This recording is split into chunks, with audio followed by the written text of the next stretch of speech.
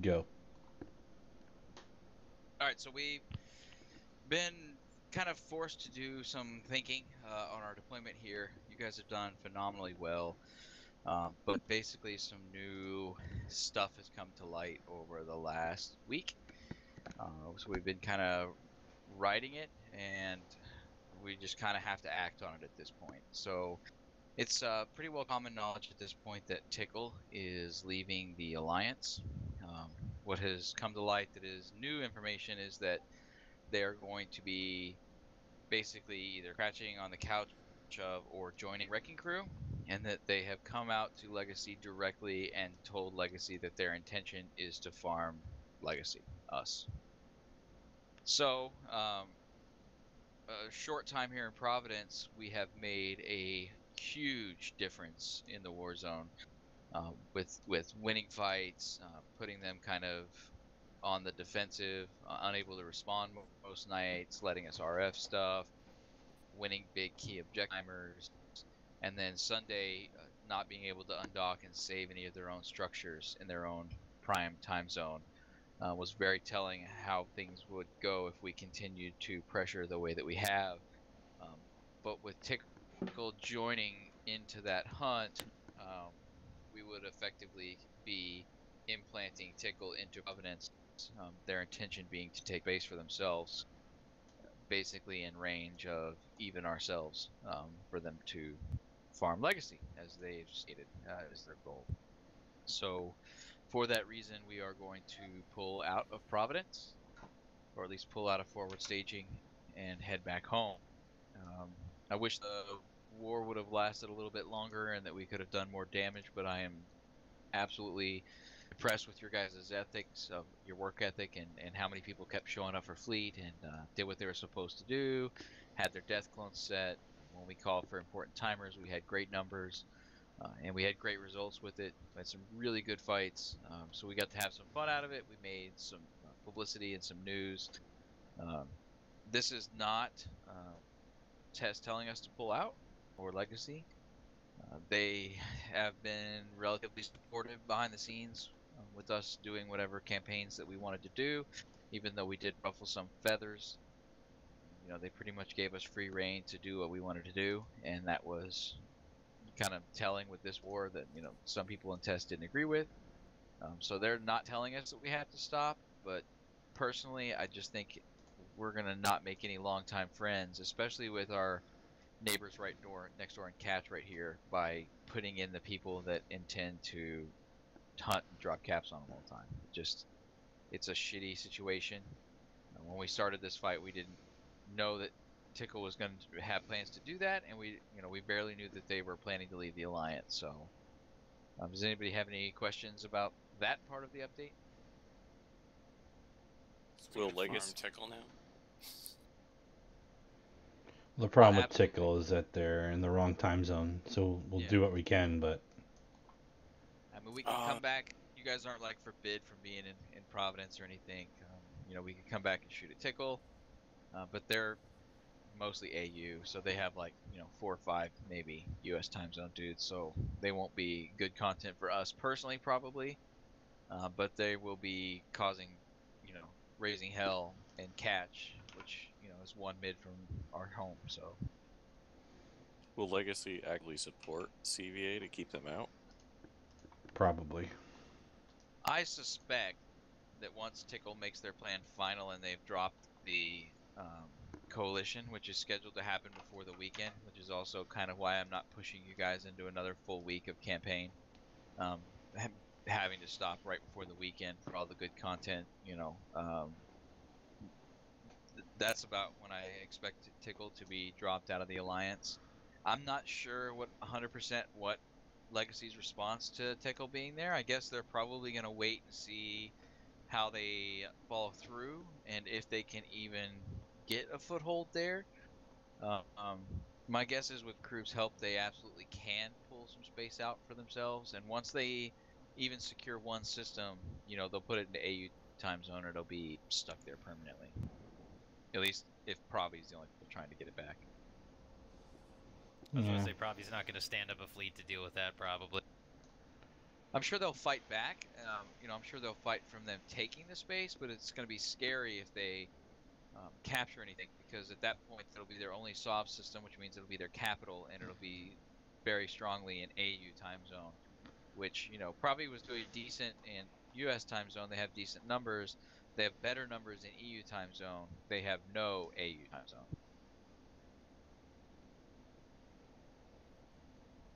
GF. So it's like, it's not me, it's you. Complicated politics. Yeah, it's just a Sounds bad good. situation. It's just, I'd like to stay there and, see something really happen. But and something may happen if Legacy doesn't step in. They're still getting another alliance that's going to come down there and push on Provi for the time being. I don't know what kind of forces Tickle's going to be able to bring to bear. But once they're done sorting their move out the next couple of days here, full time with no place to live except for, their expressed intention of hitting Provi. So, yeah, I don't know what that's gonna look like, or if they're gonna make headway there, or how that's all gonna shape up. We'll have to wait and see. Spartan and them still gonna keep fighting in Provi? Yeah, Spartan kind of said that some of Tickle's some of Wrecking Crew's directorate is friends with some of the guys. So I assume that's gonna be they'll fight together and continue doing what they're doing. I'm sure they hope that Legacy won't get involved, and like I said, I really don't know what Legacy's plans are. They haven't said anything about going over there and getting involved. But now that we're not there complicating things, that may change. I have no idea. Are we free to, like, if something's going on, are we free to get involved on either side? Or You're free to shoot anybody that's neutral at any time in this game. Okay, right on. Politically wise, putting someplace, an alliance into a section of, an area of space where they're going to directly shoot us afterwards doesn't make any sense to me. But at the end of the day, neutrals are always neutrals, and we have great policies about, you guys want to go and show up to a, whatever and shoot at whoever, you guys are free to do that. We just can't be doing it, 100% focused as an alliance. It just doesn't. It's like shooting ourselves in the foot. I never thought I'd see the day where we traded Vindictive for Tickle. Tickle traded themselves. Well, yeah, I just didn't think I'd see the day when they left and then we invited Vindictive back in the same month. Yeah, I've seen some spin on Reddit where they said that, Tickle got kicked out of Legacy, but from everything I've heard, that's not the case from being in the internal circles. Yeah, From my I understanding, doubt it. I see Tickle no just evidence of wanted that. to do their own content. They wanted less blues and to have more targets to shoot at. And from what I understand, that a big part of that is going to be, Legacy targets. So They're in a situation to do it for sure. yeah, they have a unique time zone and they have a unique, setup. So Yeah, that makes sense. I got a bit of commentary there. all right. No, I just think it's really cool that we did. I mean, we didn't do what we necessarily set out to do, but we fucking deployed. We hadn't in a while, and we fucking pulled it off. Got really great numbers, and it seems like a really cool run. Test run with all of our new guys and everything that worked out pretty fantastic. At the end of the day, even if we are pulling back, it's not our fault. That's for sure. What Contra said, and I think is a good point. Like, it seemed pretty clear which way it was going with us there, right? Yeah. Yeah. They were taking a beating. Well, you guys should be proud because being up there. So, for those of you who don't know, Pravi is used to sympathetic, at least, support from Legacy. So, have a Legacy group up there actively attacking them was new to them. And it did ruffle a little bit feathers internally because there's a lot of Pravi supporters in Legacy. There's a lot of ex-Pravi corporations around, like IOU, and a bunch of those guys are ex-Pravi. So a lot of people didn't really agree, but the diplomats said, why don't you go ahead and go do your content because you're not big enough to really make an impact on the war anyway. Well, we showed them, didn't we? So I mean, It's exactly what we needed, to get back on the horse and kick some ass for a change. I mean, we've had a really rough year. It's a year ago almost that we were, embroiled with snuff up our ass and Ardra shit all over the place. So now to be back doing this and have a very successful campaign, even though it was short, 2 weeks or so. I mean, you had one flawless victory, you knocked down some structures, you flew brilliantly, great numbers. I'm really pleased. I'm a little bit sad that the politics are getting in the way, but you know what? Legacy let us do our thing, and that was really great. So what you're saying is we got clout. It was great. You guys made the news. You made the Intan talk. I had people in talking stations being like, "What is Fed Up doing? That's crazy." And I never even mentioned any of it to him. I know Casey, you're all up in there posting battle reports, but you know, you got people talking, and we got fleets back up to 60 or so. It's really good. Yeah, that was my point. Is the amount of response we've had from the deployment has been just fucking fantastic. Contra said all hands on deck, and we put all hands on deck, and that makes me proud. Can we ransom them before we leave? Can we go shoot once? I mean, we can go. So we're gonna move the shit back tonight. Is what we're gonna do. We're gonna get all your caps online if you have them, guys. We're setting some mid signos. We're gonna move Munins back home. Here's what's gonna happen. So this was a pretty quick, and some people expressed this to me when I set out for this campaign. This was a pretty quick campaign off the heels of just moving into space with structures not even 100% sorted. So we're gonna go back to O3. We're gonna settle back in for a month or so at least. And then we are going to probably roll out at least one new high-end doctrine in anticipation of the changes with the Munin. We're going to discuss what that's going to be. Possibly 2 doctrines, as we're working on an Amencia home defense doctrine as well. And depending on how that lines up with what I have planned, we're going to roll that out. So we have that to do in the next month. So I want to start getting everybody in those ships and get those ships in the hangars and, call for a few fleets of those. We'll do some more roaming shit. Slim is joined us, and I have promoted him to the vacant military director position. So he's Alliance military director at this point. We have worked really well, close hand in hand on a ton of crazy big fights. It's just natural. We work really well together. So we're moving him up that position, and we're going to work together on some comps, and I know he's got some fun roaming shit to do. So we're going to do that over the next 30 days or so, while I look for us a campaign that we can go a little bit more nuts on. But it gives you time to get up a little bit more ISK, get our new doctrine or new doctrines sorted out, and build our cat fleet. The one thing that I would like to point out that I think needed a big improvement on this deployment, probably the only thing that needed a big improvement on this deployment, was capital numbers. This is not very popular with some of you guys, but capitals are, when you get into the capital level gameplay in EVE Online, it's really a multiple account gameplay. And I know that that there is room to get some of you guys, just there's no physics that you could ever make that happen into some fight, although it won't be all of them. But in general, our capital numbers here compared to what we get for home fights, etc., were pretty bad, which means people didn't move them out here. People didn't commit fully with their alts to bring their caps out here.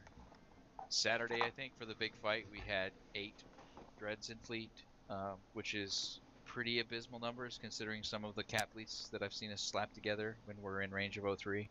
So we're going to iron that out a little bit better for our next deployment. I want us to have at least a moderate-sized dread bomb available to us to drop. So focus on that over the next month or so. Get the new doctrine stocked and make sure your cap alt's ready to go. And make sure you're ready to deploy them. The other thing that I want to talk briefly about is some of the support ships.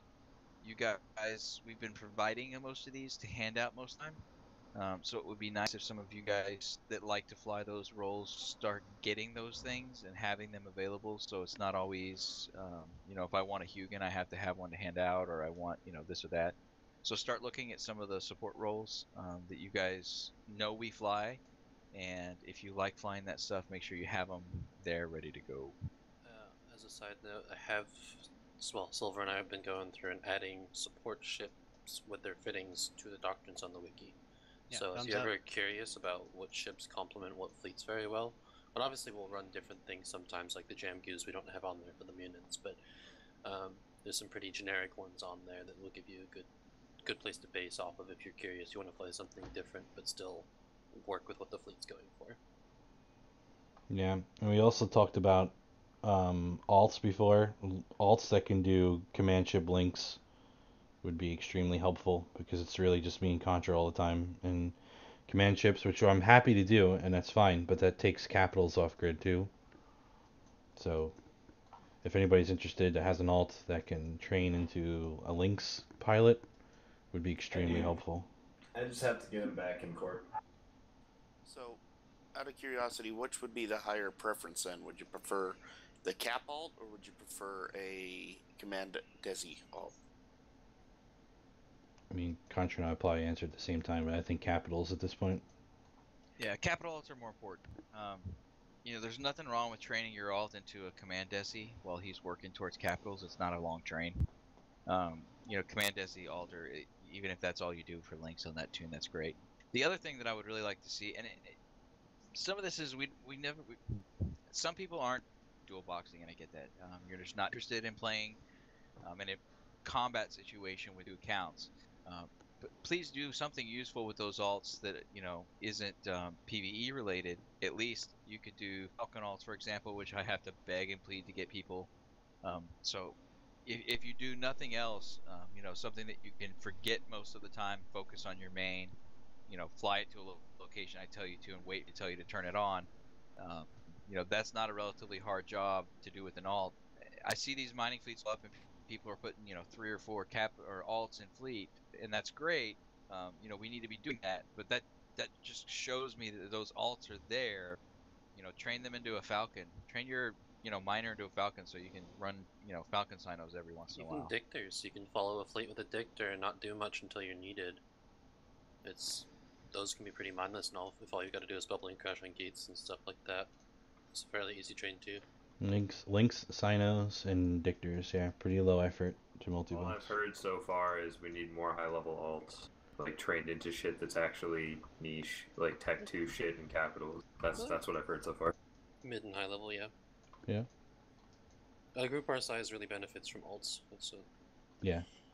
Yeah, Well, and I gotta go ahead to fly a Hugin on my main, so I'm gonna do that. But yeah. Who told you you couldn't fly a Hugin on your main? I don't. It just came up in conversation at one point, like whoever told you that was wrong or whatever, and it was within a line. No. Yeah, Support do it all ships the are time. not alt ships, guys. A lot of these support roles are generally pretty difficult. Obviously designing a fleet, you have to have a certain number of all the ship types, but we try to mix in Hugins. We never have enough. We've seen the Jam Goose and the Munin fleet. Some fleets lend better to that support stuff than others. So that's not, widely saying that an X support ship is going to be, needed in every fleet type is not going to, probably happen. But I don't know where that came from. You can't buy support ships on your main. That's nonsense. Yeah, Silver flies Hugin on his main all the time. That's like all I do on my main. Yeah, Contra and I have been saying for years that we always undock with not enough webs. Yeah, we always do. Even Roy in the faction warfare days in FedUp's infancy was like, why do you guys always undock with no web? Because nobody wants to fly web. Everybody wants to pew thing. So I get that. Like, we got to share the brunt of it. We always ask the same people to do it. So yeah, I absolutely want to fly that shit. I just thought for some reason that I should be in DPS if I could be, or DPS or Logi if I could be. Same, I'm one skill away. Yeah, I'd love to fly Hugins, honestly. It's not just the webs. Don't just take it as okay. Everybody needs to train into a Hugin now. Like there's other things too. Like there's heavy tackle stuff for people who actually. Well, I mean, curses are hard to work into comps. Yeah. But we have them in the Gila fleet, right? So my preference of support would be Hugin, obviously. Heavy tackle such as Ramjags and stuff we often are without. So a couple of those would be in fleet. And then we work down towards the Jam Goose, but the Curse is sort of towards the bottom because although it's really cool, it's hard to fill all the other stuff we need and then have extra room for a Curse. So if you're not trained into a Curse, I wouldn't put a lot of time into that. So for a cursory example, typically there's 3 wings of a fleet. You've got DPS, Logi, and Utility. And utility can be anything from heavy tackle to a Dictor to a Hugin to a Curse. And we almost always have not enough in the utility department, and that right there, like you having more utility than your enemy and being able to bring it to bear wins fights more often than not. Yeah, don't get me wrong, we're not doing things badly, but these are just areas that we saw from the deployment where we could improve and be even more badass. I agree. Some fleets don't need a ton of support. You know, Naga fleet is brilliant, and you guys flew it brilliantly on Saturday, and that is a comp that does not lend it very well to support ships because you're running from such ranges. So most of the support frigates and even the recon level ships are relatively useless at that kind of stuff. So the utility comes in Jump intercept, Desis. Victor pilot, and jump Desi. So Although it's going to change a little bit now with the nerf, but jump Desis I still think and their size will be extremely important. Like Contra and I talked before this meeting, like it would be really cool if some of you guys are like craving support role. Another great one is jump Desi, because one, you can put links on your ship, but then you're free to fly your own ship on your own. You don't have to be anchored up if you're in a jump Desi. You can look for opportunities to like boosh the Logi away, or like, you know, get somebody isolated, boosh them off a gate. You know, we've had great success lately doing that kind of thing. So if you're a pilot that's looking to make an impact on your own, that's like one of the most powerful ways you can do it.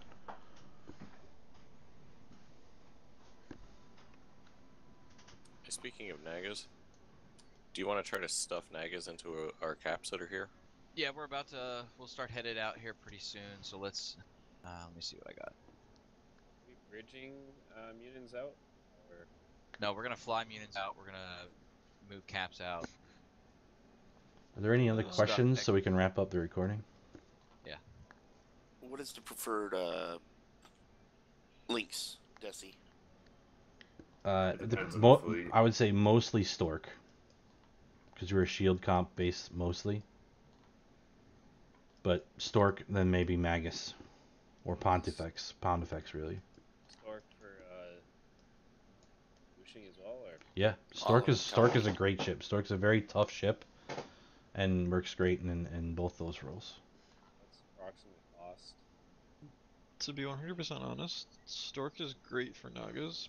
I think the Bifrost is better for Munins. I was about to say that. But as far as usefulness, it'd probably be more like Stork and then Bifrost for Naga, and then Bifrost and then Stork for Munin. Just because the bonus links.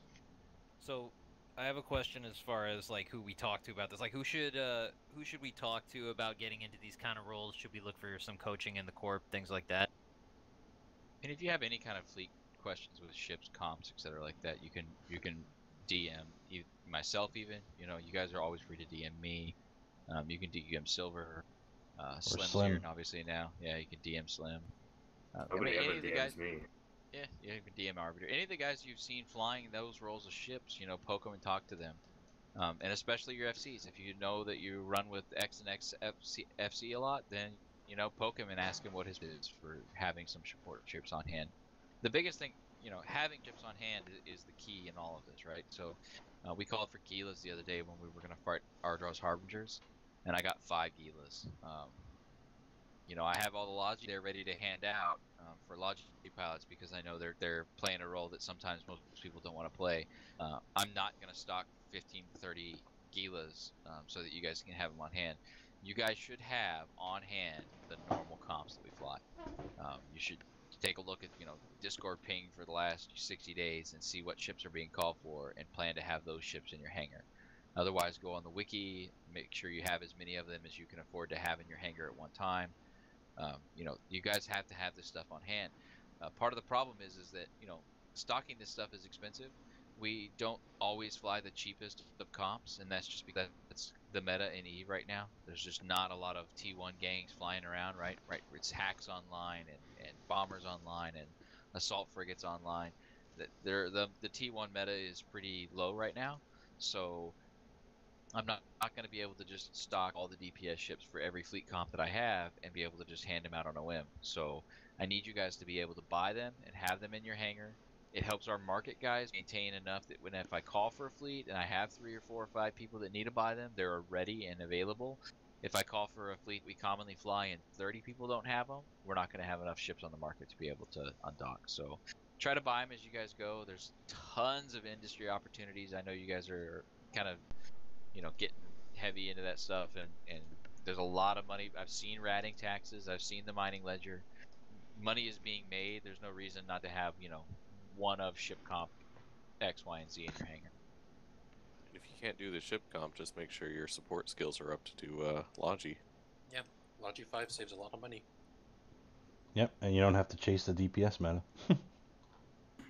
I've been flying Logi for a year. I haven't had to buy a ship. That is until they Yep. start coming out with new Logi ships, and you're all fucked. Zarmads. Yeah, I don't know. Dude, I hope they come out with new Logi ships. That would be dope. They have. I mean, Oh, more does though. For a doctrine, you mean? Is the Yeah. recording Yeah. still going, Silver? Yeah, so just finish up Oh, man. any other questions about war stuff, military, lessons learned from deployment. No?